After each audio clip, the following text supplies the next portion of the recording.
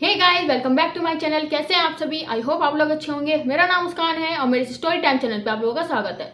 आज मैं आप लोगों को जो स्टोरी सुनाने वाली हूँ वो मेरे ही गांव की एक हवेली की है, जो कि शापित हवेली के नाम से जानी जाने लगी थी, लेकिन अब वो शांति हवेली के नाम से जानी जाने लगी है। कैसे हुआ ये? शापित हवेली कैसे शांति हवेली में तब्दील हो गई, आज मैं ये पूरी कहानी आप लोगों को सुनाने वाली हूँ और ये रियल स्टोरी है गाइज।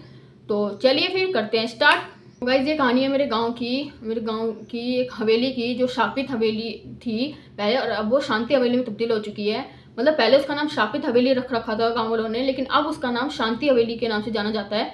मैं अब वो गांव का नाम नहीं लूँगी। और ये कहानी जो है वो एक मेरे गाँव की ज़मींदार की है, और मैं ज़मींदार का नाम भी नहीं लूँगी, बट मैं आपको समझाने के लिए एक रैंडमली एक नाम ले लेते हैं, राजेश। मान लें कि जैसे ज़मींदार का नाम राजेश था, तो वो जो जमींदार था, जब वो उसकी हवेली का निर्माण हुआ था उस टाइम पर जमींदार वहाँ पर था। वो हवेली जो थी वो उसके पुराने पुरखों की बनाई गई हवेली थी। तो उसे राजेश को कहीं से पता चल गया कि इस हवेली के नीचे कहीं पर खजाना दफन है। तो उस चक्कर में उसने हवेली को खुदवाया, काफ़ी गुड्डे गुड्डे को भी काफ़ी कुछ खुदवाया, है ना। तो उसे खजाना तो नहीं मिला, लेकिन काफ़ी मजदूरों की जान चली गई इस चक्कर में। और कुछ मजदूरों को उसने खुद ही मार दिया था, क्योंकि उसे ये था कि कहीं इस खजाने के बारे में किसने बाहर जाके कुछ बोल दिया तो गड़बड़ हो जाएगी। इस चक्कर में उसने काफ़ी लोगों को मरवा दिया। तो अब वो लोग मर गए, ठीक है। फिर थोड़े टाइम बाद राजेश ठाकुर भी एक लंबी बीमारी से, काफ़ी लंबी से बीमारी हो गई, उसके कारण वो भी मर गया।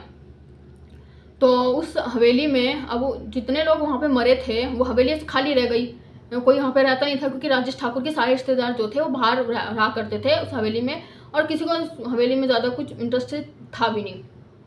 तो फिर तो क्या हुआ, जो हवेली थी वहाँ पे कुछ आत्मा जो मजदूर मरे थे उनकी आत्माओं का वहाँ पर वास होने लग गया। वहाँ पे लोग तो जितने भी ऐसे लोग बाहर से जितने लोग आते थे उस हवेली को देखने के लिए, वो सारे एक एक करके मरने लगे। सबने एक एक करके अपनी अपनी जान दे दी, और गांव के भी काफ़ी लोग मर गए थे इस चक्कर में, है ना। और हवेली के आसपास भी अगर कोई जाता था तो भी वो इंसान मर जाता था। तो उस हवेली को उन्होंने क्या करा, ताला वाला लगा करके हमेशा के लिए बंद कर दिया, और कभी ना खुलने वाली वो शापित हवेली बन गई। उसका नाम शापित हवेली उन्होंने रख दिया, और गांव वालों ने उस पूरी हवेली को जैसे मतलब करवा के उसे बंद कर दिया, ताला लगा सब बंद कर दिया उसे, ठीक है। फिर थोड़े टाइम बाद हम लोग का एक ग्रुप, जब हम लोग कॉलेज में थे, हम लोग का एक ग्रुप, उसमें एक लड़का था, मान लीजिए ऐसे नाम रख देता, रवि नाम का एक लड़का था। तो वो शोध वगैरह करता रहता था। तो उसने कहा कि मैं इस हवेली का राज पता करूंगा कि इस हवेली का कुछ ना कुछ राज है, कुछ ना कुछ चक्कर है, कुछ ना कुछ बात है। हमें लोग ये बात नहीं पता थी, शांति हवेली शापित हवेली बन गई, कैसे बनी, ये सब हमें नहीं पता था उस टाइम पर। तो हम और 2-4 जने हम लोग थे, रवि था, है ना, वो शोध करता था। हम लोगों ने सोचा कि हाँ ठीक है चलो हम जाएंगे, उसने हम सबको मना लिया था जाने के लिए, ठीक है। तुमने कहा कि ठीक है हम लोग शोध करेंगे, और ना जो होगा देखा जाएगा, हमारी जान जाएगी, जाने दो। तो अब हम लोगों ने ठान लिया था, हम लोगों ने हिम्मत करी, डर भी लग रहा था, लेकिन हम लोगों ने हिम्मत करी और हम लोग चल दिए, ठीक है। तो पहुँच गए इस गाँव में, अपने गाँव में पहुँच गए। तो जाकर के उस हवेली, गाँव वालों से पूछताछ करी, इस हवेली के बारे में सब कुछ पूछा, पर गाँव वालों ने कुछ ढंग से जवाब नहीं दिया। सब यही कह रहे थे कि वो हवेली शापित है, वहाँ मत जाना, कि अगर वहाँ पे जाओगे तो तुम लोग भी मारे जाओगे, और सबके सब मर गए। लेकिन हम लोगों ने ठान लिया था कि हम लोग जाएंगे और जो होगा देखा जाएगा, मरेंगे जिएंगे जो होगा देखा जाएगा, है ना। हम लोगों को जाना है, हम लोगों ने सोच लिया था। तो सबके मना करने पर भी हम लोग गए, ठीक है, चले गए। फिर जब हवेली का हम लोगों ने, अब दरवाजे के हमारे पास चाबी तो थी नहीं, तो कैसे खोलते हैं उसे, तो हम लोगों ने पत्थर लिया और मार के दरवाजे के ताले को खोल दिया। जिसके पास वो चाबी थी वो चाबी देने को तैयार नहीं था, तो हम लोगों ने पत्थर मार के खोल दिया दरवाजे को। फिर भी लोग मना कर रहे थे कि मत जाओ हम लोग मर जाओगे, ये सब, पर हमने किसी की सुनी नहीं, हम लोग चल दिए। तो हम लोग गए अंदर, देखा तो दरवाजे पे जाले वाले लग रहे थे, तो धूल बहुत ज़्यादा हो रखी थी, और सूखे पत्ते नीचे ज़मीन पे ऐसे पड़े हुए थे, मतलब बहुत ज़्यादा गंदगी हो रखी थी वहाँ पर, बहुत टाइम से बंद थी, गंदगी सब हो रखी थी। तो हम लोग गए अंदर और हम लोग छानबीन करने लगे, हवेली में जाने लगे। धीरे धीरे आगे जब जा रहे थे तो एक बड़े से हॉल में हम लोग आकर के रुक गए। बड़ा सा हॉल था, वहाँ पर एक राज सिंहासन रखा था राजेश ठाकुर का। ठाकुर मान लीजिए मतलब था, जो राजेश था उसका सिंहासन रखा हुआ था। ठीक है, जब हम हवेली के अंदर गए तो अचानक से जब हमने हवेली को देखा है ना, और तो अचानक से उस हवेली में अंधेरा हो गया। मतलब पहले तो दोपहर का टाइम था क्योंकि रोशनी आ रही थी, लेकिन अचानक से हवेली में अंधेरा हो गया, बहुत खूब अंधेरा हो गया है ना। फिर अचानक से राजेश ठाकुर की आत्मा हम लोगों के सामने आकर खड़ी हो गई। एक परछाई आई जो राजेश ठाकुर की आत्मा थी, है ना। तो राजेश ठाकुर की आत्मा हमसे बोली कि तुम्हारा मेरी हवेली में स्वागत है, लेकिन अगर तुमने मेरी हवेली का राज जाने की कोशिश करी, मेरा राज जाने की कोशिश करी, तो तुम सबके सब मारे जाओगे।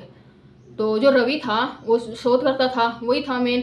तो उसने कहा कि हम लोग यहाँ पे शोध करने आए हैं, हम लोग यहाँ पे तुम्हारी हवेली का राज जानने आए हैं। हमें मालूम है कि यहाँ पे हवेली का कोई ना कोई गहरा राज है जो किसी को पता नहीं है। हम लोग उस राज को जानने के लिए आए हैं, है ना। और ये सब क्यों हो रहा था, क्यों लोग मर रहे थे, ये सब हम राज जानने के लिए आए हैं यहाँ पर।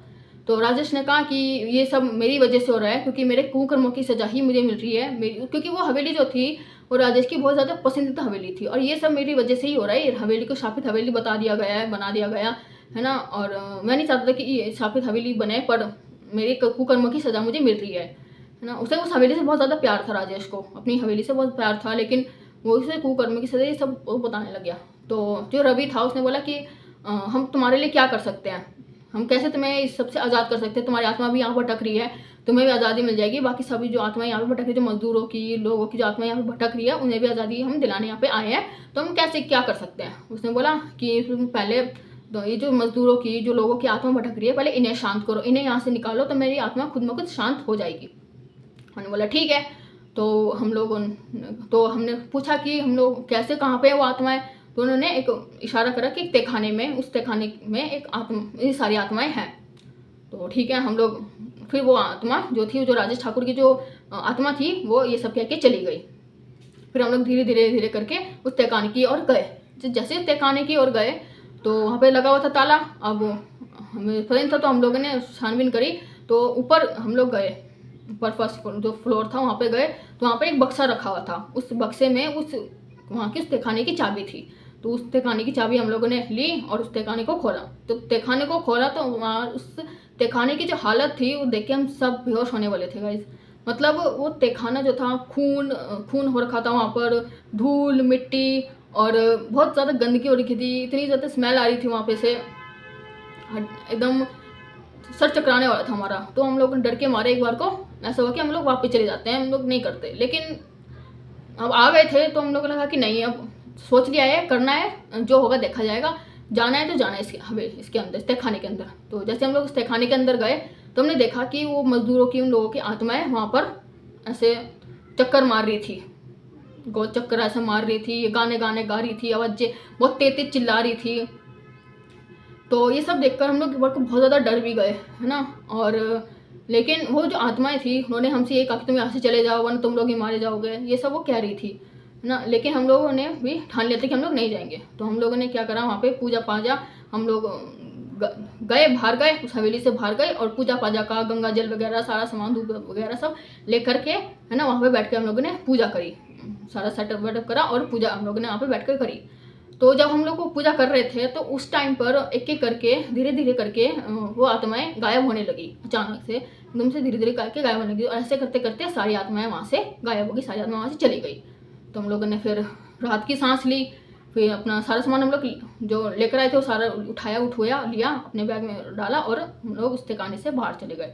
जब हम उस तहखाने से बाहर निकले तो राजेश ठाकुर की आत्मा फिर से प्रकट हुई हमारे सामने। तो राजेश ठाकुर की आत्मा ने कहा कि तुम लोगों ने काफ़ी अच्छा काम किया, काफ़ी शाबाशी दी उन्होंने हमें कि तुमने अच्छा काम किया, अगर तुम लोग ये सब नहीं करते तो शायद मेरी आत्मा भी आज शांत नहीं हो पाती, और अब मैं शांति से जा सकता हूँ उस दुनिया से, और तुम लोगों की वजह से ही मुझे इस सब से छुटकारा मिला। मुझे मेरे कर्मों की जो सज़ा मुझे मिली थी, वो बोझ मेरे सर से बहुत ज़्यादा बड़ा जो बोझ था वो उतर गया, और तुम लोगों की वजह से ही मेरे शांति मिली। तो ये सब कह के राजेश ठाकुर की आत्मा भी चली गई, आज़ाद हो गई, मतलब, है ना। फिर हम लोग उस हवेली से बाहर गए, और उस हवेली को द्वारा से हम लोगों ने ताला वाला लगा करके उस हवेली को, जो शापित हवेली थी, जिसका नाम शापित हवेली लोगों ने रख दिया था, हम लोगों ने उसका नाम शांति हवेली नाम से रख दिया। अब उस हवेली में शांति हो चुकी थी। कोई वहाँ पे नहीं मर रहा था, कोई वहाँ पर जाने से अब डर नहीं रहा था, सब वहाँ पे आराम से जाते थे। गांव के लोग उस हवेली को खोलते थे, वहाँ पे फंक्शन वगैरह जो भी उन्हें करना होता था वो सब वो लोग वहाँ पे आराम से करते थे। तो किसी को कोई प्रॉब्लम नहीं उसके बाद नहीं होने लगी थी। जैसे पहले लोग मर रहे थे तो अब कोई नहीं मर रहा था, सब आराम से सब कुछ शांत हो चुका था।